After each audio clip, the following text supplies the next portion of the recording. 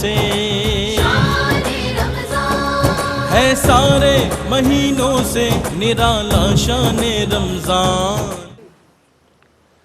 جی ناظرین خوش آمدید، آپ کا ایک دفعہ پھر خیر مقدم ہے۔ ایئر وائی کیو ٹی وی دیکھنے والے پوری دنیا کے ناظرین کا خیر مقدم ہے۔ رحمت سحر، حقیقت ایمان اور انبیاء کرام علیہم السلام کے اوصاف، ہمارا آج ایمان بالرسالت کے ضمن میں موضوع ہے۔ گفتگو کا سلسلہ مفتی صاحب قبلہ سے آگے بڑھائیں گے۔ مفتی صاحب قبلہ، ابھی معجزہ کا ذکر تھا اور ڈاکٹر صاحب نے بڑی خوبصورتی سے بتا دیا، تعریف بھی اس کی، شرعی حیثیت بھی اس کی، ضرورت اور اہمیت بھی۔ عام انسانوں میں بھی کچھ، کیونکہ معجزہ کی ایک تعریف یہ ہے کہ خلاف عادت واقع ہوتا ہے۔ عام انسانوں میں ایسے بڑے کمالات ہوتے ہیں جو خلاف عادت ہی ہوتے ہیں اور وہ دوسروں کے بس میں نہیں ہوتے، خاص خاص آدمیوں کے اندر وہ کمال ہوتا ہے۔ تو پھر ہم معجزہ کو اور یہ جو کمال ہوتا ہے کسی بھی صاحب کمال میں، اس میں فرق پھر کیسے کریں گے؟ اتنا ہی فرق ہے جتنا عام انسان اور اللہ کے نبی میں۔ سبحان اللہ، کیا بات ہے۔ یہ جو خارق عادت اور محیر العقول امر ہے نا، اس کا صدور دیکھیں گے مومن سے ہے یا کافر سے؟ یہ بڑی اچھی بات، مومن سے ہے یا کافر سے؟ آسان ہو گیا سمجھنا۔ اگر کافر سے ہے تو پھر دیکھیں گے کہ اس کے عقیدے اور نظریے کے خلاف ہے یا اس کے مطابق ہے۔ اگر اس کے عقیدے اور نظریے کے خلاف ہے تو یہ اہانت ہے، اس کی اہانت ہے، اور اگر اس کے عقیدے اور نظریے کے مطابق ہے تو یہ استدراج ہے۔ اچھا، اور اگر اس کا صدور عام مومن سے ہو، ہم جیسے گناہگار سے، صاحب ایمان سے، تو اس کو معونت کہتے ہیں۔ صحیح۔ اور اللہ کے ولی سے صدور ہو تو اس کو کرامت کہتے ہیں۔ واہ واہ۔ اور اللہ کے نبی سے صدور ہو تو پھر دو صورتیں ہیں کہ اعلان نبوت سے پہلے ہے یا بعد میں۔ اگر اعلان نبوت سے پہلے ہو تو اس کو ارہاس کہتے ہیں، اعلان نبوت کے بعد ہو تو اس کو معجزہ کہتے ہیں۔ بڑی بات ہے۔ یہ ہے اس کی شان اور عظمت کہ کہاں عام انسان اس سے کسی خارق عادت اور محیر العقول آمر کا صدور، اور کہاں اللہ کے نبی کے ہاتھوں ایسے کمال کا صدور۔ وہ تو در حقیقت نبی کی نبوت کی دلیل کے طور پر اللہ کی بارگاہ سے جو اس کو کمال دیا جاتا ہے وہ معجزہ ہوتا ہے، نبی کی نبوت۔ اور یہ اللہ تبارک و تعالیٰ نے قرآن پاک میں بیان فرمایا ہے، فرمایا ہم نے مختلف انبیاء کرام کو مختلف کمالات، معجزات عطا کیے ہیں۔ حضرت موسیٰ علیہ السلام کے بارے میں کہا وَلَقَدْ آتَيْنَا مُوسَىٰ 9 آیات بینات۔ یہ سب سے زیادہ معجزے جن نبیوں کو ملے ہیں، سب سے زیادہ حضرت موسیٰ علیہ السلام کو ملے، 9 معجزات ملے ہیں۔ 9 معجزے حضرت موسیٰ علیہ السلام کو ملے ہیں، لیکن اس شاک نے کہا کہ باقی نبیوں کو معجزے دیے گئے ہیں، میرے مصطفیٰ معجزہ بن کے آئے ہیں۔ دیے اور انبیاء کو معجزے خدا نے، میرا نبی معجزہ بن کے آیا۔ میرے مصطفیٰ کریم صلی اللہ تعالیٰ علیہ وآلہ وسلم تو نور ہوتے ہوئے بشریت کا لبادہ اوڑھ کے غلاموں کو نوازنے کے لیے ادھر سے ادھر آئیں تو یہ بھی معجزہ ہے، اور اپنی بشریت سمیت رب کے عرش پر جلوہ دکھائیں تو یہ بھی مصطفیٰ کا معجزہ ہے۔ میرے مصطفیٰ کریم صلی اللہ علیہ وسلم کی حیات پاک کا ایک ایک لمحہ معجزہ۔ سبحان اللہ، سبحان اللہ۔ ڈاکٹر صاحب قبلہ، معجزات سے ہی متعلق مجھے ایک اور سوال آپ کی خدمت میں پیش کرتے ہوئے کچھ اور آسانی چاہنی ہے اور اپنی تفہیم کا سفر ہم نے جاری رکھنا ہے۔ اللہ کے نبی معجزات کے بغیر بھی نبی ہوتے ہیں، ایمان والے تو اس پر ایمان رکھتے ہیں۔ معجزات کے بغیر بھی بہت سارے ایسے کمالات ہوتے ہیں جن کے ذریعے نبوت ثابت ہو جاتی ہے، تو معجزے دینا ہی کیوں ضروری تھا کہ جس کے بعد کیا ان کی نبوت اور رسالت کو مزید اسٹیبلش کرنا، یا کوئی اور اس میں نکات موجود ہیں؟ صفدر بھائی، بغیر معجزہ دیکھے ماننے والوں کو زمانہ صدیق اکبر کہتا ہے، انہیں حاجت نہیں ہوتی۔ اللہ اکبر۔ وہ جب یہ جملہ پھر سے ارشاد معراج کی رات جب صبح آیا تھا نا ابو جہل دروازے پہ کہ ذرا بتائیے آج آپ کے یار نے یہ دعویٰ کیا ہے، تو مسکرا کے حضرت سیدنا صدیق اکبر نے کہا تھا اس میں حیرت والی بات کیا ہے، عرش والے تو ہر روز اس کے پاس آتے ہیں، ایک بار یہ چلے گئے تو اس میں حیرانگی والی بات ہے، جبریل ہر روز نہیں آتا۔ اللہ اکبر۔ آج ہمارا ایمان نہیں ہے کہ 70,000 فرشتے ہر روز وہاں حاضری دیتے ہیں، تو کہا عرش والے تو ہر روز آتے ہیں، یہ عرش پہ تشریف لے گئے تو اس میں تیرے لیے حیرت ہے، اسی لیے زمانہ تجھے ابو جہل کہے گا اور مجھے صدیق اکبر کہے گا، ابو بکر کہے گا۔ تو دیکھیے، لیکن انسانی فطرت میں جس طرح آپ نے خود اشارہ فرما دیا، انسانی فطرت میں یہ چیز شامل ہے۔ کچھ لوگ ایسے ہوتے ہیں جب تک وہ عجائب نہ دیکھ پائیں کوئی ایسی چیز نہ دیکھیں جو ان کی عقلوں کو حیرت میں ڈال دے، اس وقت تک وہ حق کو قبول کرنے پہ تیار نہیں ہوتے۔ درست۔ تو اللہ رب العزت نے ان کے لیے بھی تو انتظام کرنا تھا، انہیں بھی تو دکھانا تھا۔ تو قبول حق میں دو طرح کے لوگ ہمیشہ رہے ہیں۔ کچھ وہ لوگ ہیں، دیکھیے علم کے کتنے ذرائع ہیں۔ پہلا علم وہ ہے جو انسان اپنی عقل سے حاصل کرتا ہے۔ بہت ساری ایسی چیزیں جو انسان حواس خمسہ سے حاصل کرتا ہے، درست ہے۔ لیکن بہت ساری ایسی چیزیں جہاں نہ عقل ہے نہ حواس خمسہ ہے، وہاں وحی چاہیے ہوتی ہے، اور وحی کے ذریعے میرا رب وہ علوم ہمیں عطا فرماتا ہے۔ تو آپ کا علم کامل کرنے کے لیے میرا رب اپنے انبیاء کو معجزات عطا فرماتا ہے۔ ایک تمثیل سے اگر ہم سمجھنا چاہیں تو وہ ایسے ہے کہ ریاست پاکستان اگر کوئی اپنا نمائندہ بطور سفیر برطانیہ بھیج دیتی ہے، صحیح، امریکہ میں بھیج دیتی ہے، جب وہ وہاں جائے گا اور جا کے تعارف کروائے گا میں پاکستان کا نمائندہ بن کے آیا ہوں، تو وہاں کی سرکار سوال تو کرے گی کوئی سند دکھاؤ، کوئی نشانی دکھاؤ، بالکل ٹھیک۔ کوئی آیت بینہ تو دکھاؤ، تیرے پاس ثبوت کیا ہے؟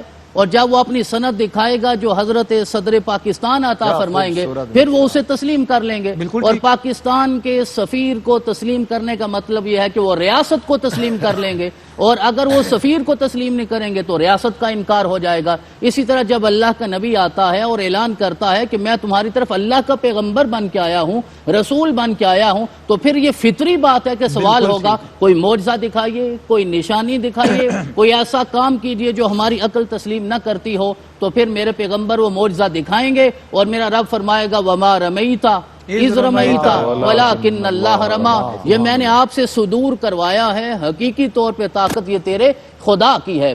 اور جو حضرت نے فرمایا نا کہ معجزہ میں اور عام انسان کے کمال میں فرق کیا ہوتا ہے، بالکل درست ساری وضاحت ہو گئی ہے، لیکن ذرا دیکھیے اللہ پاک اپنے بندوں کو کرامتیں تو عطا فرماتا ہے، طاقت تو دیتا ہے۔ جناب آصف بن برخیہ کی کرامت قرآن نے ذکر فرمائی ہے کہ آصف بن برخیہ کو جناب سلیمان نے یہ کہا ہے، سلیمان نے کہا کہ ذرا تخت لے کر آؤ، اس نے کہا حضرت پلک آپ بعد میں جھپکیں گے، تخت پہلے آپ کے قدموں میں ہوگا۔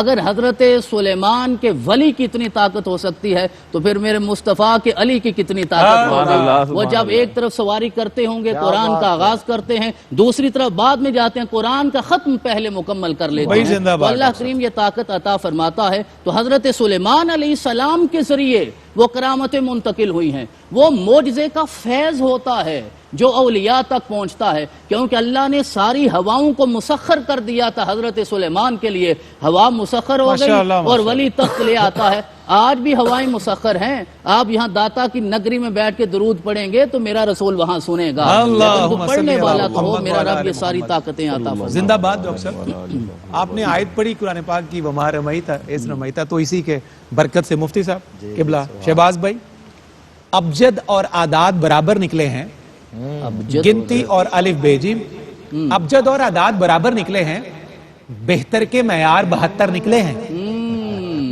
میں پھر دعوت دوں گا سننے کی، شہباز بھائی مجھے آپ کی توجہ چاہیے۔ ابجد اور اعداد برابر نکلے ہیں، بہتر کے معیار 72 نکلے ہیں، دست نبی پہ پورا کلمہ پیش کیا، دست نبی پہ پورا کلمہ پیش کیا، شیخ سے اچھے تو وہ کنکر نکلے ہیں، دست نبی پہ پورا کلمہ، شیخ سے اچھے تو وہ کنکر نکلے ہیں۔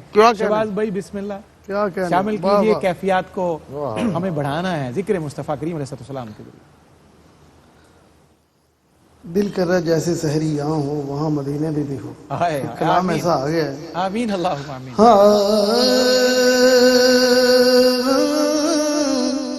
اس طرح بلا لیجئے ایک بار مدینے میں، اس طرح بلا لیجئے ایک بار مدینے میں، اس طرح بلا لیجئے ایک بار مدینے میں، مکے میں کروں سحری افطار مدینے میں، مکے میں کروں سحری افطار مدینے میں۔ یا اللہ جتنے سن رہے ہیں اس سال مدینے جائیں اور کہیں اس مکے میں کروں سحری افطار مدینے میں، مکے میں کروں سحری افطار مدینے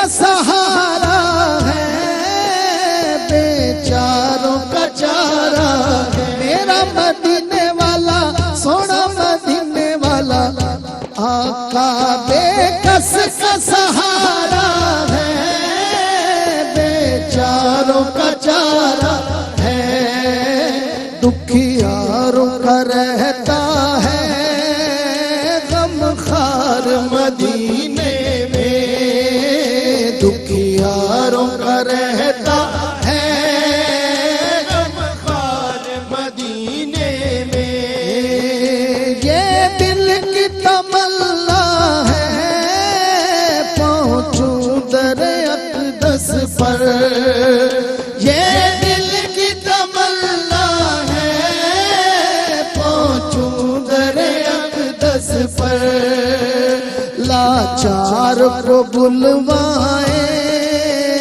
سرکار مدینے میں، لاچار کو بلوائے سرکار مدینے میں، بھرتی ہے وہاں جھولی بے کس بے بس کی، نادار نہیں رہتا نادار مدینے میں، نادار نہیں رہتا نادار مدینے میں، اس طرح بلا لیجئے ایک بار مدینے میں، مکے میں کروں سحری افطار مدینے میں، مکے میں کروں سحری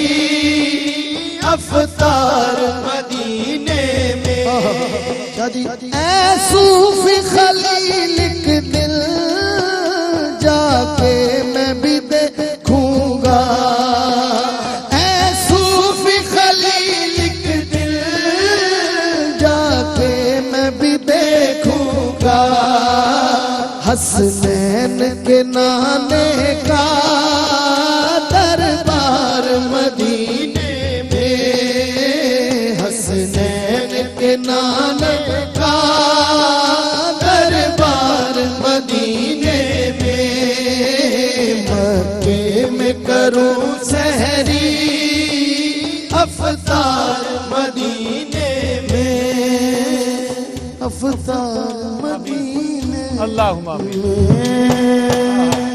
آمین اللہم آمین۔ یاد جب مجھ کو مدینے کی فضا آتی ہے، سانس لیتا ہوں تو جنت کی ہوا آتی ہے، داور حشر نے یہ کہہ کے مجھے بخش دیا، خوب تجھ کو میرے پیارے کی ثنا آتی ہے، خوب تجھ کو میرے پیارے کی ثنا آتی ہے۔ ایک مختصر سا وقفہ ناظرین۔ ہے سارے مہینوں سے، ہے سارے مہینوں سے نرالا شان رمضان۔